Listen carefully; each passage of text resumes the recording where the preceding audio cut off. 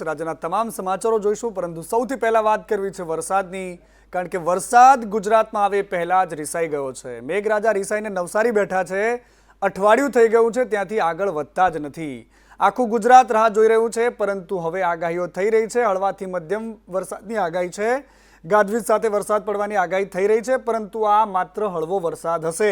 સારા વરસાદ માટે હજુ આપણે રાહ જોવી પડશે। નવસારીમાં મેઘરાજા અટવાયેલા છે, નવસારી જિલ્લા પાસે પહોંચ્યું છે અને ત્યાં જ અટકાયેલું છે, જે આગળ વધવાનું નામ નથી લેતું।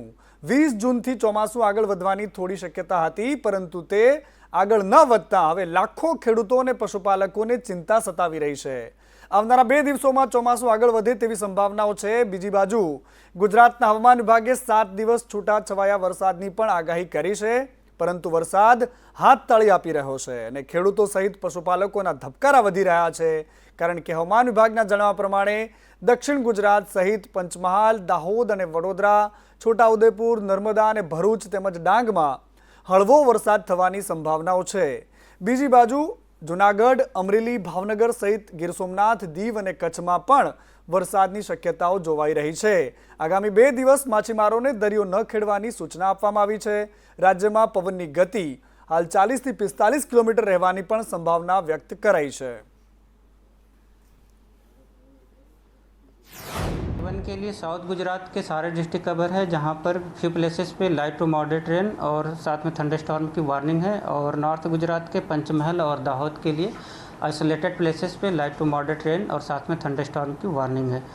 और डे 2 की बात करेंगे तो डे 2 के लिए साउथ गुजरात के सारे डिस्ट्रिक्ट कवर है, जहां पर फ्यू प्लेसेस पे लाइट टू मॉडरेट रेन और नॉर्थ गुजरात के पंचमहल, दाहोद और अरावली के लिए आइसोलेटेड प्लेसेस पे लाइट टू मॉडरेट रेन का पूर्वानुमान है।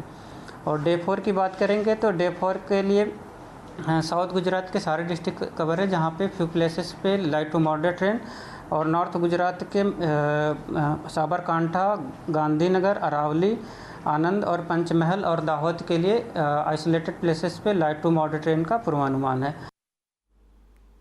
અને ઝાપટું આપણને નહીં ભાવે, અમે તો હેલીના માણસ છીએ, આવી બધી જ વાતો ગુજરાતીઓને ખૂબ ગમે છે, પરંતુ અત્યારે તો ઝાપટા આવે તેવી જ આગાહીઓ થઈ રહી છે। હવામાન વિભાગે જે આગાહી કરી છે એનાથી ખેડૂતોને ચિંતા છે, કારણ કે આઈએમડીના જે વૈજ્ઞાનિકો કહી રહ્યા છે, સોમાસેને કહ્યું છે કે ગુજરાતમાં હાલ ચોમાસું આગળ વધવાના કોઈ જ સંકેત નથી। આ વાત બહુ જ ગંભીર એટલા માટે છે, કારણ કે ગુજરાતમાં અન્નદાતાએ ચોમાસું સિઝનની તૈયારીઓ કરી લીધી છે અને આ બધાની વચ્ચે ચોમાસું ઉત્તર પૂર્વ ભારત તરફ મજબૂત બન્યું છે, જેના કારણે દક્ષિણ ગુજરાતમાં वरसाद થઈ શકે છે।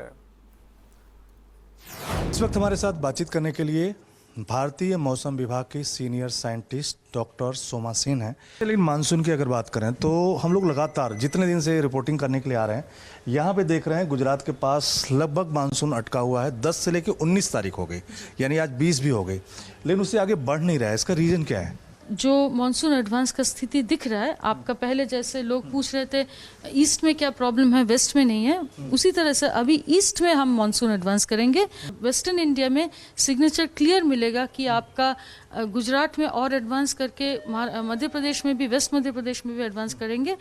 जब भी हमें सिग्नल मिलेगा हम ज़रूर आपको इत्तला करेंगे। लेकिन यहाँ पे थोड़ा सा क्लाउड देखने को मिल रहा है, तो ये क्या है? थोड़ा साधारण भाषा में समझें। हमारा थोड़ा सा प्रेशर ग्रेडियंट बनी हुई है नॉर्दर्न पार्ट में और सदर्न पार्ट में, इसी कारण से हमारा थोड़ा भारी वर्षा का भी पॉसिबिलिटी आज दिए है आपका साउथ गुजरात में। गुजरात के लिए जैसे मैंने बताया आपको, सिर्फ इसी एरिया में आपका थोड़ा बहुत भारी वर्षा का, पर ये भी थंडरस्टॉर्म से एसोसिएटेड होगा। इसका कोई लार्ज स्केल फ्लो से नहीं हो रहा है। तो આ બધી જ આગાહીઓ જે સાંભળીએ છે એનાથી ભય થાય છે, ડર લાગે છે ખેડૂતોને સૌથી વધારે, કારણ કે ખેડૂતોએ ખેતરની ચિંતા કરવાની છે, એમના સિઝનની ચિંતા કરવાની છે અને બનાસકાંઠાના ખેડૂતોને આ ચિંતા વધારે પ્રસરી ગઈ છે, કારણ કે સામાન્ય રીતે 6 જૂન બાદ વાવણી લાયક વરસાદ થઈ જતો હોય છે, પરંતુ ખેડૂતો પોતાના ખેતર ખેડીને તૈયાર કરી દેતા હોય છે, તમામ તૈયારીઓ થઈ ચૂકી હોય છે। જો કે ખેડૂતોએ ખેતર તો ખેડીને તૈયાર કરી દીધા છે, પરંતુ વરસાદ હજુ સુધી આવ્યો નથી, ખેંચાયો છે। બનાસકાંઠામાં ખેડૂતો ટેન્શનમાં છે, જેના કારણે ખેડૂતોને એની અસર અત્યારથી દેખાવા લાગી છે કે સિઝન લેટ થાય છે તો પણ શું થાય છે એની પણ એમને અસરની ખબર છે। પશુપાલકોને પણ ઘાસચારાની ચિંતા છે। આ બધી જ પરિસ્થિતિ વચ્ચે પાણીના તળ ખૂબ ઊંડા ગયા છે, એ પણ એક સૌથી મોટો પ્રશ્ન છે। પાણીનો તળ દિવસે દિવસે નીચે ગયો છે। અત્યારે જે ફુવારા 40 ચાલતા તે 50% વિશે આવીને બેસી ગયા છે। સરકારશ્રી પાણી બાબતે કંઈક યોજનાઓ ઘડે, પરંતુ એ પણ અધૂરી ને અધૂરી, હજી પૂરી દેખાતી નથી. વરસાદ ખેંચાઈ ગયો છે, હવે કુદરત સામે તો શું કરવું? તો આજે ખેડૂત મરી રહ્યો છે. હવે પાણી વગર અમે કરશું શું? છેલ્લે પાણી નહીં હોય તો અમારું જીવન પણ મુશ્કેલ છે. એટલે પાણીની બાબતે કંઈક ગંભીર વિચારણા કરી અને અમારા પાણી બાબતે સરકાર કંઈ વિચારણા કરે. એ લોકોને પાણીની વ્યવસ્થા સિંચાઈ માટે નથી, તળમાં પાણી ઊંડે જતા રહ્યા છે. તો આવા લોકોને વરસાદની રાહ જોઈને બેઠા હતા કે ભાઈ વરસાદ આવે તો વાવેતર કરીએ, તો એ લોકો ખૂબ ચિંતામાં છે. વરસાદની ભગવાનને પણ પ્રાર્થના કરીએ છીએ કે જલ્દીમાં જલ્દી વરસાદ આવે તો ખેડૂતો નવું વાવેતર કરી શકે અને આવનારા ચોમાસાના પાકો વ્યવસ્થિત ઉગાડી શકે. એટલે વરસાદ ના આવતો જે લોકોને સિંચાઈની તકલીફો છે એવા તમામ ખેડૂતો અત્યારે ચિંતામાં ગરકાવ છે. 1000થી લઈને 1500 ફૂટના તળિયે પાણી છે. બોર કરાવીને ખેડૂતો થાકી જાય છે અને છેવટે માત્ર ચોમાસાની રાહ જોતા હોય છે. આ બનાસકાંઠા સહિત આખા ઉત્તર ગુજરાતની પરિસ્થિતિ છે. પરંતુ બીજી બાજુ યાત્રાધામ દ્વારકામાં અરબી સમુદ્રમાં ભારે પવન સાથે કરંટ જોવા મળી રહ્યો છે, જેને લઈને તંત્ર દ્વારા એલર્ટ રહેવાની સૂચના અપાઈ છે. ગોમતી ઘાટ પર 10 ફૂટ મોજા ઊંચા ઉછળી રહ્યા છે. દરિયામાં બેદરકારીના દ્રશ્યો પણ સામે આવ્યા છે. ઊંચા મોજા વચ્ચે જીવના જોખમે સહેલાણીઓ આનંદ માણતા નજરે પડી રહ્યા છે. આવી નાની ભૂલ ક્યારેક એવી મોટી સાબિત થઈ જાય છે કે જેમાં માત્ર જીવ ખોવાનો રહે છે. અનેક ઘટનાઓ ડૂબવાની અને આ પ્રકારની લાપરવાહીથી જીવ ખોવાની સામે આવે છે. તેમ છતાં પણ લોકો પણ સમજવાનું નામ નથી લેતા અને તંત્ર સુધરવાનું નામ નથી લેતું.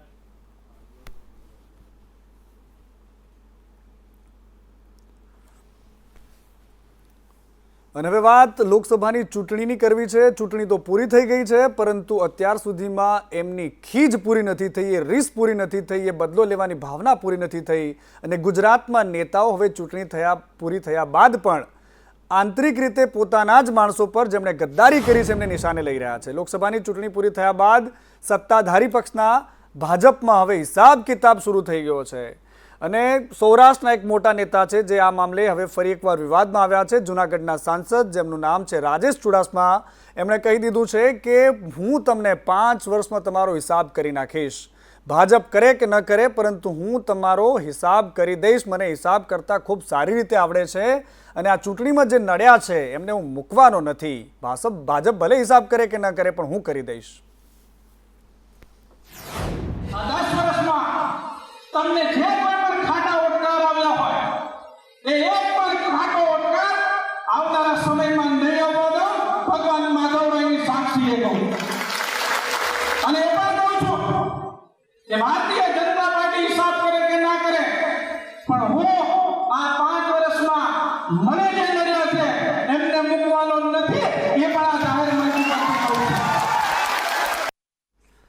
રાજેશભાઈનો અંદાજ પણ દબંગ જેવો હોય છે અને જ્યારે એ બોલે છે તો એ પોતાના નેતાઓ માટે પણ છે, કારણ કે એમને એ પણ ખબર છે કે કઈ જગ્યાએથી કેટલી લીડ મળી છે. અને બીજી બાજુ કોંગ્રેસને આ દોડવા માટે ઢાળ મળ્યો છે. કોંગ્રેસના ઉમેદવાર હતા જે વખતે લોકસભાની ચૂંટણીમાં, એ હીરાભાઈ જોટવા કહી રહ્યા છે કે આ ઘમંડ બોલે છે, એ એમનો પોતાનો ઘમંડ બતાવી રહ્યા છે કે કેટલા તેઓ પાવરમાં છે. એમની સાથે સાથે જીત આવે એટલે ઘમંડ આવે, એ પણ વાત એમણે કરી છે. સાથે ડિમોલિશનની પ્રક્રિયા પણ ભેદભાવપૂર્ણ આગળ વધતી હોવાની પણ વાત કરી છે. અને સાથે જે મોટી વાત કરી, મહત્વપૂર્ણ વાત કરી, એ વાત એ છે કે ભાજપમાં જે ભરતી મેળો થયો અને ત્યારબાદ જે કોંગ્રેસમાંથી ભાજપમાં ગયેલા એ ભગવાનભાઈ બારડના ઇશારે આ કિન્નાખોરી થઈ રહી છે, એવી પણ વાત એમણે કરી છે. જ્યાં કોંગ્રેસની ભારે બહુમતી મળી હોય એવા ઈણાજ ગામ છે, ઉમરેઠી છે, ઘુસિયા છે, માલજીંજવા છે, એમને ડિમોલેશનમાં પહેલાં લેવડાવ્યા છે. અને વર્ષોથી પેશકદમી હતી, પાણીનો નિકાલ થતો હતો. જેવા આ વખતે ચૂંટણી જીતે છે અને ધારાસભ્યને બંને ભેગા થઈને ક્યાંક ને ક્યાંક ડિમોલેશનમાં ભેગા છે બંને અને ડિમોલેશન કરાવે છે, એ વ્યાજબી નથી. અને હવે ગુજરાતમાં વિપક્ષની ભૂમિકા પણ ભારતીય જનતા પાર્ટીના ધારાસભ્યો ભજવવી પડે તેવી સ્થિતિ છે. સાવલીના ધારાસભ્ય કેતન ઇનામદારે એક વધારે લેટર લખ્યો છે અને લેટરમાં એ બોમ્બ ફોડ્યો છે કે ગ્રામ પંચાયતમાં ભ્રષ્ટાચાર ચાલે છે. લોકોના પ્રશ્નને લઈને તંત્ર પર અનેક વખત સવાલો ઉઠાવતા રહ્યા છે, પરંતુ આ વખતે મોક્ષી ગામના સરપંચ અને તલાટી સામે ગેરરીતિના આક્ષેપ લગાવ્યા છે. એક પત્રમાં એમણે આ વાત કરી છે. પંચાયતના વહીવટમાં મોટા પાયે ભ્રષ્ટાચાર થતો હોવાની વાત કરી છે. આ ઉપરાંત જિલ્લા વિકાસ અધિકારીને તટસ્થ તપાસ કરવાની માંગણી કરતો એમણે પત્ર લખ્યો છે, જેમાં અંગત વ્યક્તિઓ પાસેથી ઓછો વેરો લેવામાં આવે છે, જ્યારે ઝૂંપડપટ્ટીમાં રહેતા ગરીબ લોકો પાસેથી વધારે વેરો લેવામાં આવતો હોવાની પણ વાત કરી છે.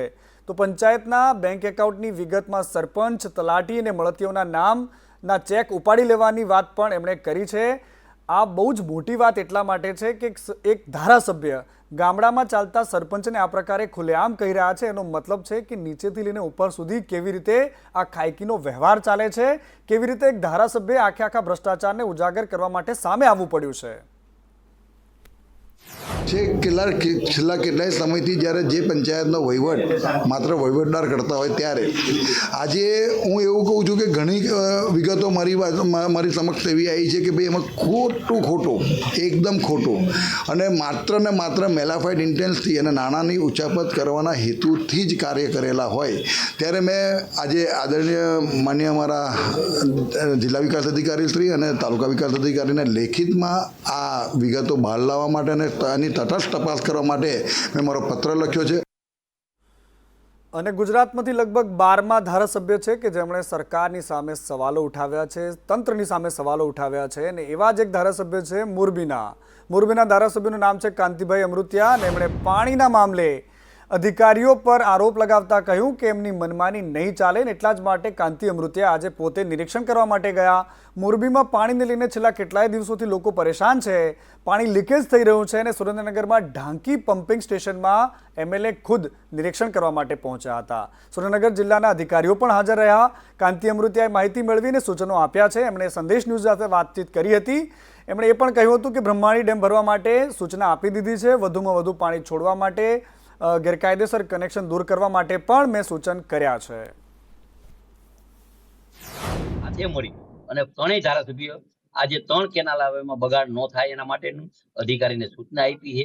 અને આ બગાડ કરવાથી મીઠાવાળાને પણ નુકસાન થાય છે, આગળ જમીનવાળાને પણ નુકસાન થાય છે અને સારી રીતે પાણી પહોંચી જશે એ પણ અમને ખાતરી. પણ એટલી તો જવાબદારી હોય છે ધારાસભ્ય તરીકે કે ટાઈમે ખેડૂતને પીવાનું પાણી ન મળતું હોય તો અમારે આવવું પડે.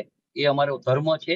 અને આ રાજ્યના મુખ્યમંત્રી પોઝિટિવ રહી અને પાણીની મંજૂરી આપ્યા પછી સરકારે પાણી છૂટ આપી હોય પાણીની અને પાણી વહીવટીના હિસાબે, અધિકારીના હિસાબે જો ન પહોંચતું હોય તો એના માટે ધ્યાન રાખવા પણ અમારી જવાબદારી છે. અમારે આવવું પડે. અમે ઢાંકી મુલાકાત લીધી અને સૌ અધિકારી સાથે રિવ્યુ મીટિંગ કરી. માનનીય મુખ્યમંત્રીશ્રીએ 10,000 ક્યુસેક પાણી આપવાની સૂચના કરી હતી. 10,000 ક્યુસેક આગળ પાણી પહોંચાડવા માટે 6300 ક્યુસેક પાણી ઢાંકીમાં ઓલરેડી પડેલું છે. એટલે આગળની બધી 3 કેનાલો અમારા વિસ્તારમાંથી નીકળતી માળિયા, ધાંગધ્રા અને મોરબી કેનાલ, આ કેનાલમાં છેવાડાના ખેડૂત સુધી પાણી પહોંચે એના માટે માળિયા કેનાલ અમે 3 મહિના સુધી બંધ રાખીને સાફ કરવાનું કીધું હતું. તો 70 થી 134 થયું, પણ આચારસંહિતાના હિસાબે 0 થી 70 ના ટેન્ડર રદ થયા હતા. એટલે આગળની કેનાલ સાફ ન થઈ. એ સાયફન સાફ નહીં થવાના હિસાબે કેનાલની જે ફૂલ સ્પીડ થવી જોઈએ એટલી ન થતી. આજે અમે મીટિંગ કરી અને આ કેનાલને ભયજનક સપાટી એટલે કે જે વધુમાં વધુ કેપેસિટી સુધી ચલાવી અને આગળ માળિયા સુધી પાણી પહોંચે એ પ્રકારનું આયોજન કર્યું.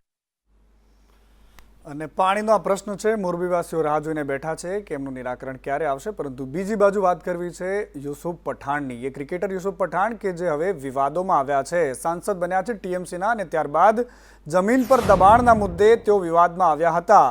હવે આ જ મુદ્દે તેઓ હાઈકોર્ટમાં ગયા છે. હાઈકોર્ટમાં એમણે અરજી કરી છે. યુસુફ પઠાણના વકીલે કોર્ટમાં રજૂઆત કરી છે કે બીજા પક્ષમાંથી સાંસદ બનતા આ કાર્યવાહી થઈ છે. એવું વકીલે કહ્યું છે કે જમીન વીએમસીની જનરલ બોડીએ આપી છે. જમીન ખાલી કરાવવા એ કેવી રીતે કહી શકે, રાજકારણ વચ્ચે ન લાવો, આ પ્રકારની વાત પણ તેમના વકીલે આજે કોર્ટમાં કરી છે.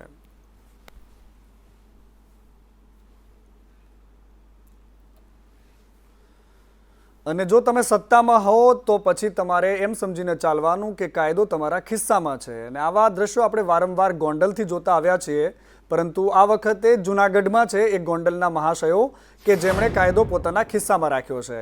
ગોંડલના ગણેશ જાડેજાની આ વાત છે. ગઈકાલે જ્યારે કોર્ટમાં પોલીસ એમને લઈને જતી હતી તે સમયે એમના ચહેરા પર જે સ્મિત હતું, જે હાસ્ય હતું એ જબરદસ્ત હતું. અને એની સાથે સાથે જ્યારે પોલીસ વાનમાં બેઠા હતા તો એમના હાથમાં કોઈ હથકડી નહોતી. પોલીસ મતલબ એ જેલમાં છે કે મહેલમાં એ વાત સાબિત કરવી બહુ અઘરી છે કારણ કે જે પ્રકારે પોલીસ એમને ટ્રીટમેન્ટ આપી રહી છે એમનાથી એવું દેખાઈ રહ્યું છે કે એમનાથી કોઈ ફરક નથી પડતો.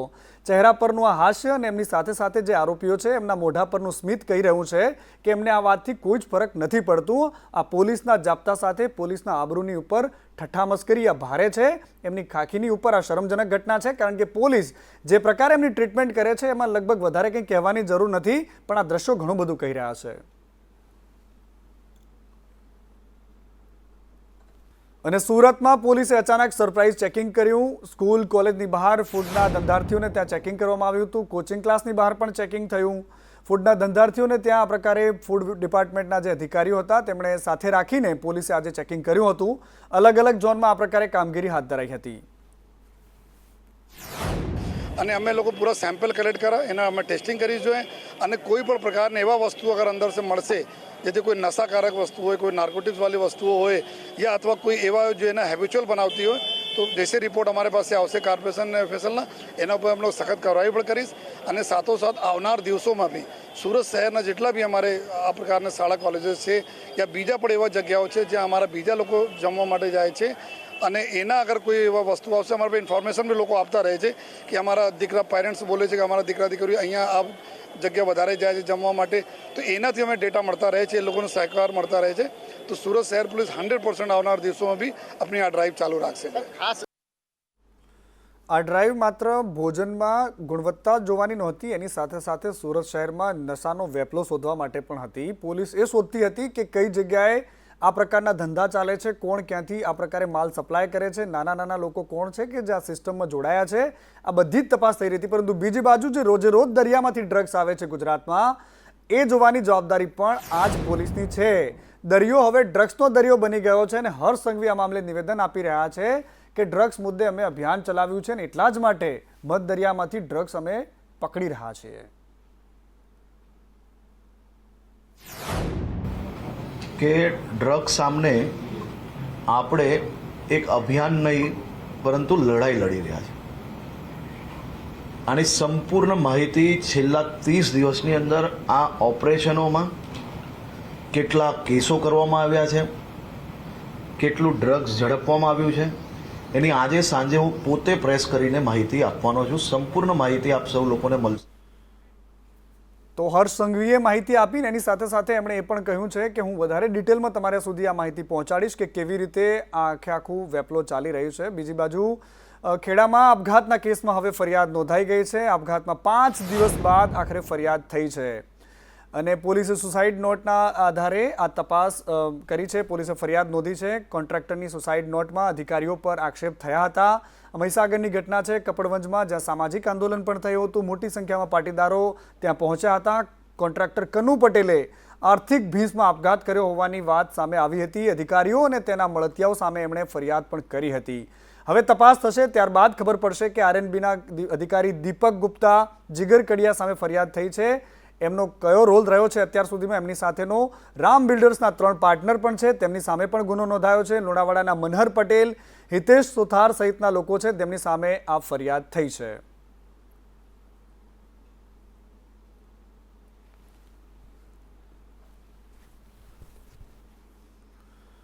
અને હવે વાત જામનગરની કરવી છે. જામનગરમાં સરકારી જમીનમાં દબાણ ઊભું કરીને ધાર્મિક બાંધકામો દૂર કરાયા છે. જે દબાણ કરવામાં આવ્યું હતું એને હવે દૂર કરવાની આ પ્રક્રિયા કરવામાં આવી રહી છે. જામનગરના હર્ષદપુર ગામના વાડી વિસ્તાર અને રણજીત સાગર ડેમની આજુબાજુમાં પંજુપીર નામની ગેરકાયદેસર દરગાહ બનાવી દેવામાં આવી હતી. દરગાહને દૂર કરવા માટેની ફરિયાદ બાદ કોર્ટે તેને દૂર કરવાનો હુકમ કર્યો હતો, જેથી લોખંડી પોલીસ બંદોબસ્ત સાથે એસ્ટેટ શાખાના અધિકારીઓની સાથે દરગાહનું ડિમોલેશન કરવામાં આવ્યું હતું અને મોટી સંખ્યામાં જે જમીન છે તેને ખુલ્લી કરવામાં આવી હતી.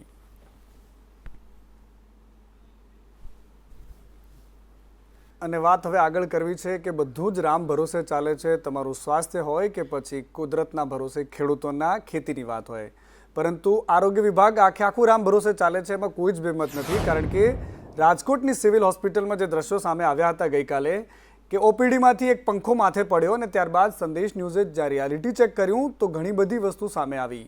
એ બાંધકામ પણ જર્જરિત છે. સિવિલ હોસ્પિટલમાં અનેક ધાંધિયાઓ છે. એ બાંધકામમાં જર્જરિત છત છે. જે જૂની સિવિલ હોસ્પિટલમાં અનેક વોર્ડમાં આ જ પ્રકારની પરિસ્થિતિ છે, એ વાત પણ સામે આવી છે. લોખંડના સળિયા દેખાઈ રહ્યા છે એમાંથી. આખું મોતનું કાટમાળ હોય તે પ્રકારની આખી હોસ્પિટલ છે, જેમાં બંસ વિભાગમાં તો એન્ટ્રી ગેટ પર જ આ જોખમ છે એ વાત પણ સામે આવી છે. 10 દિવસથી એક પીઆઈયુ ઇલેક્ટ્રિક અંતર્ગત આનું હેડ મુજબ એક સર્વે પણ ચાલી રહ્યા છે કે જ્યાં જ્યાં પંખો અથવા કોઈ બીજી વસ્તુ હોય આનું પહેલાં જે ખરાબ કન્ડિશનમાં હોય તો આને ઉતારી લેવાનું છે. આ માટે તાત્કાલિક સારા બારામાં મારે જે મિટિંગ બોલાવ્યું છે, આમાં જે રિસ્પોન્સિબલ માણસ હશે આ ઉપર સખ્ત એક્શન આપણે લેવાનું છે. અને જે પ્રિવેન્શન રૂપે જે અત્યારે જે પીઆઈયુની ટીમ છે, જે ઇલેક્ટ્રિશિયનનું ટીમ છે, આ બધા હોસ્પિટલનું સર્વે કરી રહ્યા છે. અને જ્યાં જ્યાં એવી કન્ડિશન છે આ બધા નટ ઢીલો હોય તો આ ટાઈટ કરશે, જૂનો હોય તો કાઢી નાખશે, નવું પંખો નાખશે અને આ રીતે આપણું પ્રિવેન્ટિવ મેજર લઈ રહ્યા છે.